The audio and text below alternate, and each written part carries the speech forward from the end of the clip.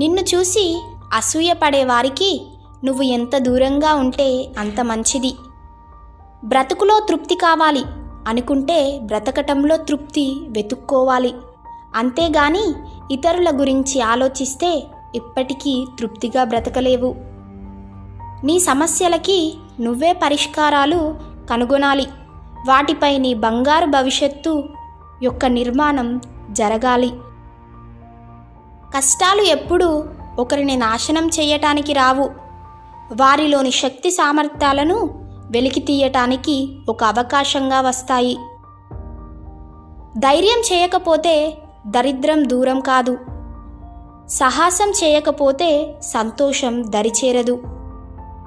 వివరించాలి అంటే కొంచెం తెలిసినా చాలు, కానీ విమర్శించాలి అంటే మాత్రం పూర్తిగా తెలుసుకోవాలి. అలవాటు పడితే అదుపు చేయటం కష్టం, కానీ ఆచరిస్తే అనుకున్నది సాధించటం కష్టం కాదు. సహనం లేని ఆడది, వినయం లేని మగాడు, ప్రాణం ఉన్న కదలిక లేని జీవచ్యవతో సమానం.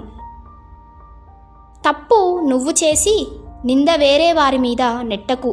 ఎందుకంటే కాలానికి నిజాన్ని చెప్పించే శక్తి ఉంది. ఒక స్త్రీకి మరియు పురుషుడికి ప్రేమించటం మాత్రం వస్తే సరిపోదు, దాన్ని చూపించటం కూడా తెలియాలి.